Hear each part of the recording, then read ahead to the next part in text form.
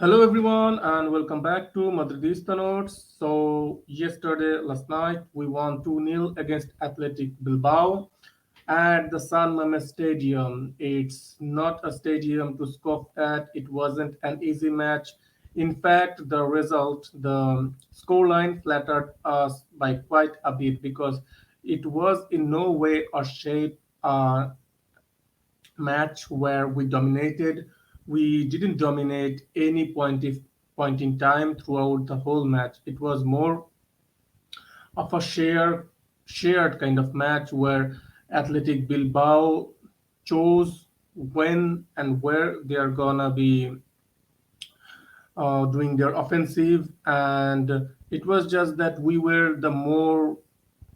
competitive we were more competitive in defense, and we were more clinical going in attack. That's what separates the teams, where Athletic Bilbao didn't really create any huge goal scoring chances that we have seen Villarreal, Barcelona create against us.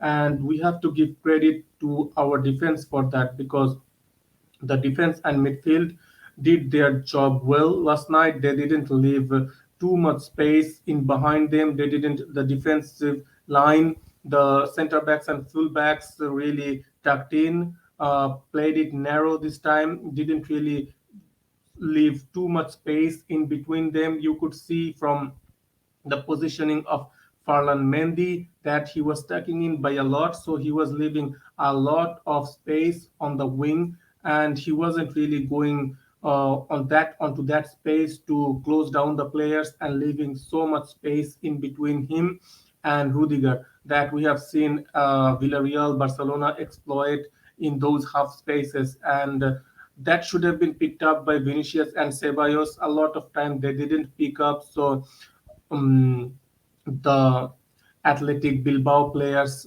mainly De Marcos, got a lot of fun crossing the balls over the top, and it was just that their crossing wasn't really pinpoint. They were good crosses, but it wasn't pinpoint to their players who were in the box, like Inaki Williams. Inaki Williams got a couple of good opportunities, but they weren't really 100% clear cut chances. So cannot really blame their forwards. They couldn't really get through our defensive shape, our defensive solidity. We defensively we kept our structure well. We kept our shape. We didn't give them enough space. They worked out a little bit in the half spaces between our midfielders and defense, but it wasn't to a catastrophic level. So they didn't get to capitalize on our mistakes, and where we left some space, we didn't let them do it yesterday. And so what Real Madrid did is kept their defensive shape, structure, really tight, really solid defense. And from there, we built. Our build-up play went from there. We went for some quick counters. Most of them didn't work, and the first goal came from the combination play between Benzema, Asensio, Camavinga. It was a really well structured goal, and the technique on that shot, the quality on that shot from Benzema is just out of this world. He is one of those players that you cannot really replace. He is an irreplaceable player, like Cristiano, like Ramos, like Modric. We are really lucky to see this team, and it is not some hopes. It is not some like gamble that it wasn't really surprising that this team won so many Champions League, because when you have these kind of players in the same team, the three-pit team, they are so difficult to play against because they have so many dimensions to their game. Benzema is not just a number nine; he is a playmaker by himself. Then you have Modric, then you have Cristiano, then you have Sergio Ramos. So I was just talking about Benzema, and when I went back to the good times of three-pit, yeah, what can you do? So Benzema is such a player, and he when he retires or leaves Real Madrid, it's going to be another um, like it's gonna be another really difficult point in Real Madrid's squad development, because we don't really see that kind of player in the market. And to be honest, we couldn't really replace Cristiano with a Cristiano like replacement. We couldn't replace Sergio Ramos with a Sergio like replacement. We wouldn't be able to replace Cruz or Modric like as a like for like replacement. We have to evolve. We have to select the players that are going to play in our midfield, attack, defense, and we have to strategize how we can just keep this going on. That's it. We cannot say that we will be getting like for like replacement. That doesn't happen. So we'll have to get ready. I'm just talking about Benzema and getting sidetracked, because when we see this kind of performance from Karim Benzema, it's really hard to imagine a life without Karim Benzema in future. And for the second goal that we scored, it was just a quick counter, and from there, Tony Cruz. It was mostly the goal was created from out of nothing by Rodrigo. He stole the ball and then he played a 1-2. He passed it back to Cruz, and the ball looked like a little bit behind, but the way Cruz scooped it and just pinpoint finish from Cruz. There was no chance for Unai Simon on that shot. No chance for Unai Simon, and we won 2-0. In the second half, we Athletic Bilbao didn't really was really pinning us back in the later stages of the game. They were pinning us back. They were getting closer, inching closer and closer to the equalizer. It was just the I would say hats off to our defense and midfield. They kept their uh, they kept their um, what's the word I'm looking for? Concentration. They kept their concentration level really high. They didn't let the Athletic Bilbao press, the Athletic Bilbao intensity get to us. We took care of the things that we needed to take care of, but they pressed us really hard, and their football was really intense in the later part of the second half. We were giving them more and more space to come in. 5 years, 10 years, we were pulling back into our own half, into our own box more and more, because they were pressing so relentlessly, and they were attacking us so intensely after their I think triple substitution by Ernesto Valverde. They got a new lease of life. Before that, they were looking a little bit on the not on the ascendancy, but after those substitutions, they got some new lease of life, and they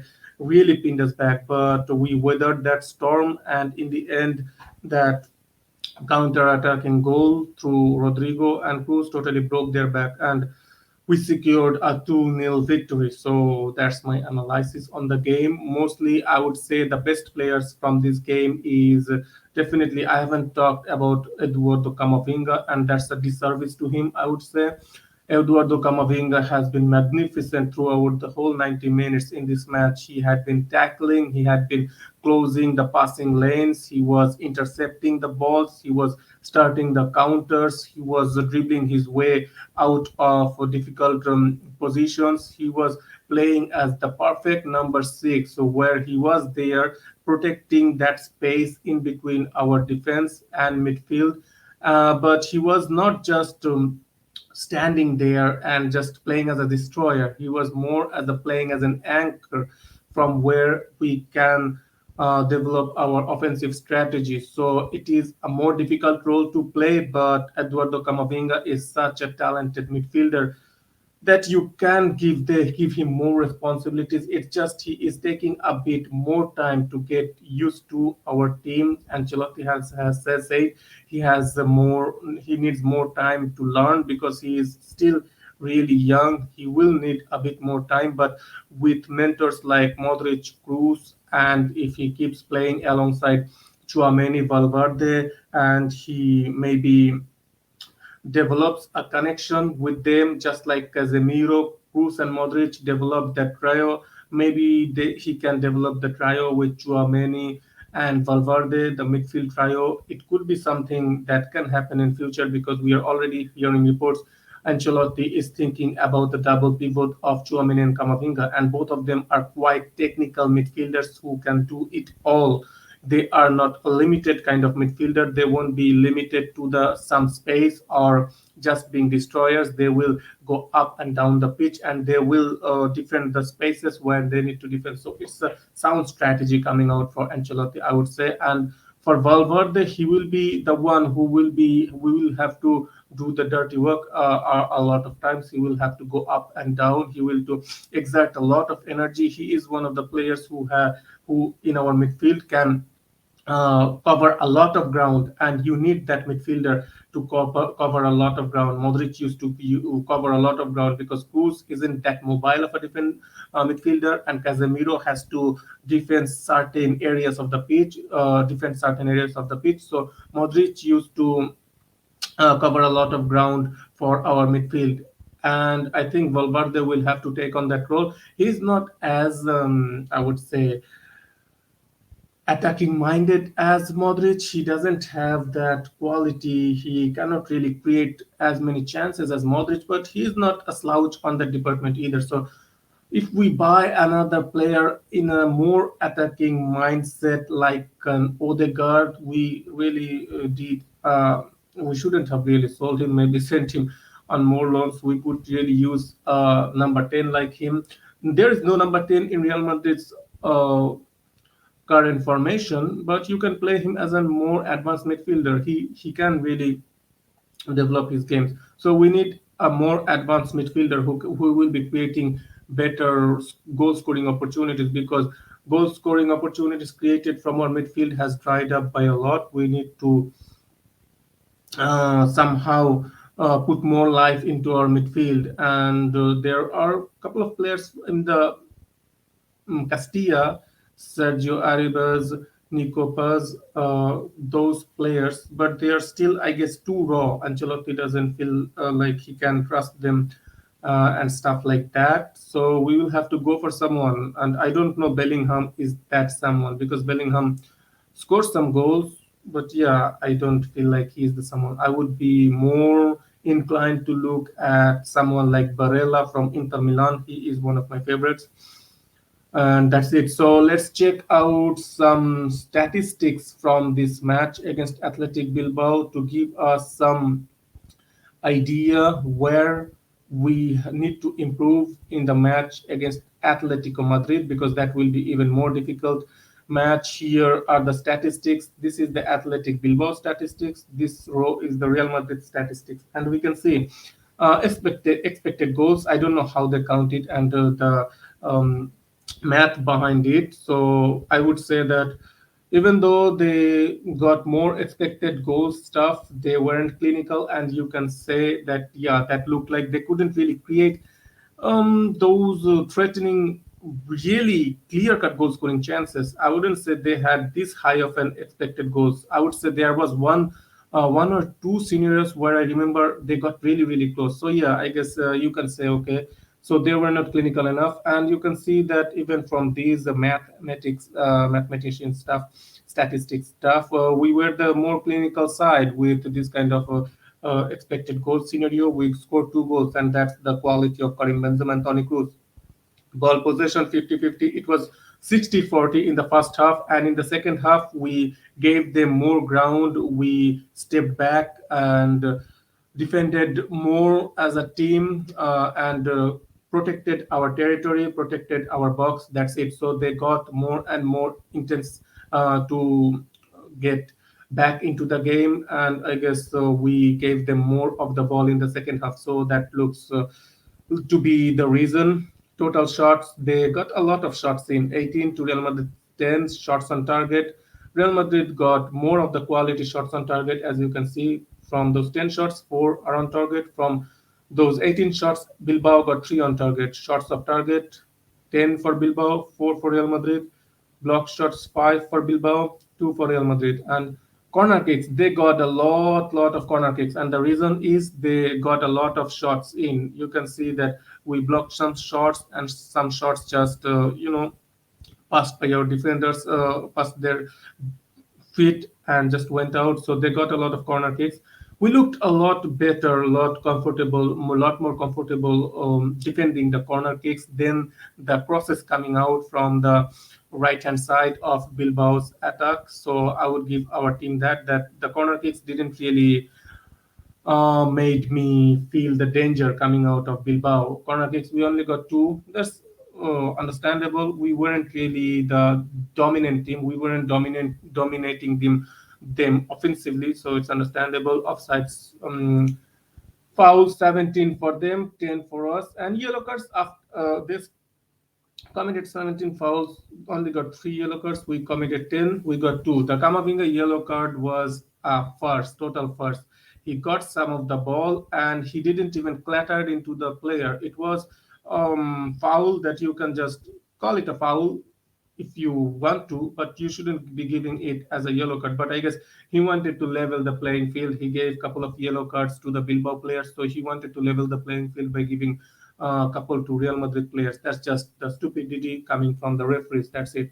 Big chances created, 1-1. So yeah, they missed a big chance. We missed our big chance. So I guess it's the chance missed by Asensio. That was unlucky, to be honest. Asensio not scoring that goal that looked like it was going in. So yeah, that was unlucky from Asensio. Counter attack. So one from Bilbao. I thought we scored from a counter. To be honest, it wasn't a counter. It was pressing and stealing the ball from that defender by Rodrigo. So yeah, it was a yeah, not a total counter, to be honest. Shots inside the box 13 and to 8. We have to minimize this area.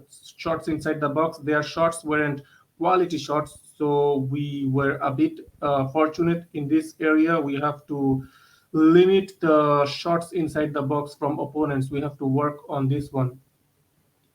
Let's check out the passing stats. We have got 86% of passing accuracy to 83% of Bilbao. Not much to separate the two teams, and you could see from our general gameplay, it wasn't like Modric and Cruz were playing. If they were playing, our passing accuracy mainly goes close to 90% or 90% up.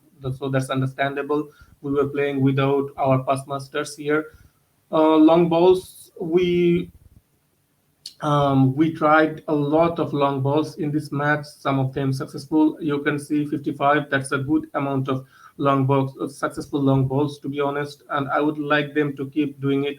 The balls over the top to Vinicius and sometimes Benzema. We have to keep trying to do it. And when the defense is playing a really high line in the second half, like Bilbao was playing, we need to keep doing this kind of stuff, long balls, and just sometimes it can Vinicius can be just launched, and if you unleash Vinicius behind their defense, he can hurt them. So we have to keep looking for those long balls and crosses. 31%, 39 crosses from Bilbao, and we didn't really cross much because we were not dominating them offensively.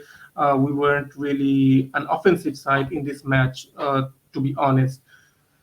So the crosses, as I was saying, the crosses were coming in here, there, everywhere. I was a little more concerned about the crosses in the first half than the second half. We minimized the crosses coming in, dangerous crosses coming in second half because we gave them more ground, but we packed our defense more sturdily. The second line of defense packed in and didn't let them get in their dangerous crosses in. So that was more encouraging in the second half. 50% of our dribbles completed, 29% from them. We lost the possession 111 times. They lost 136 times. So we lost the possession a lot more than I am comfortable with. We have to improve on that against Atletico because they will give us most of the ball. Atletico is not gonna play like Athletic Bilbao, so I'm hoping we improve on this because we cannot lose possession so many times. That's not a team who wants to win the league. Duels won 51, aerial duels won 13. So we have done better in the duels categories. Ancelotti was talking in the last match that we weren't doing well in the ground duel, aerial duel areas. So we are improving in this area. That's encouraging to see. Tackles 20 to our 14, interceptions. We were doing a lot of good interceptions through Kamavinga, Nacho. Nacho intercepted a goal scoring interception. That was a great goal scoring interception. So I think our players are better at intercepting than tackles, and that's understandable. The more intelligent players will go for the interceptions more instead of going for the tackles. Clearance, 25 clearance from Real Madrid. So that's that. Let's check out the ratings. I would say Karim Benzema gets an 8 for me, 8 from me, just for that goal, because that goal was just totally exquisite technique, that kind of technique, and it was just a half chance for Karim Benzema. I would say he had to get the ball and just strike it on the go. So that was an excellent shot. So I'm gonna give an 8 to Karim Benzema. Thibaut Courtois gets a 7 from me. He did his job. Didn't need to really make some extraordinary save. Couple of great save from Courtois, of course, but he didn't need to make extraordinary saves because our defense was more on point. So he gets a 7 from me. Eder Militao gets an 8 for me. He has been excellent. He has been in great form, and he has again showed what kind of defender he is. He's a really intelligent defender too. He doesn't really go into tackles willy nilly. He takes his time, and sometimes he can step up a little eagerly, but he did it perfectly this time. He didn't really do the mistakes he did in the last match, stepping up. And then not being able to intercept or challenge right way, so they get the space that the opponents can work with the space that he left behind. Whenever he stepped up, he dealt with the ball. So he gets an 8 from me. Tony Cruz gets yeah, after his goal scoring, he didn't really impact that much, but he is, yeah, I would give a 7 from me. A nice bit of cameo with a goal. So Tony Cruz gets a 7 from me. Valverde gets a 7 from me too. He was a really industrious midfielder. He worked really hard. He tried to create some chances. The goal scoring chances he created, I think, for Marco Asensio, it was for, and another one was for someone I don't remember. We shot the ball over the bar or something like that. So he was working extra hard on defense and trying to create something from the right wing, because Asensio is playing morely as a floating number 10 and stuff like that. So Valverde had to cover that right hand side because there were a lot of space on the right wing. So Valverde gets a 7 from me. Nacho Fernandez, he gets a 7.5 from me. He is such a reliable defender. You can see how clutch he comes in some space. So when the Bilbao striker was just going to unleash the shot, he intercepted and got the ball away from him. The tackle, it was just exquisite. Another excellent performance from Nacho Fernandez. He is Mr. Reliable. He is always going to be Mr. Reliable. We should give him a minimum 2 year contract extension and just play him as a backup left back if you're not going to buy two left backs after selling Mendy, because you were hell bent on selling Mendy, Real Madrid. So we'll have to wait and see on that. So Nacho Fernandez gets an 7.5 from me.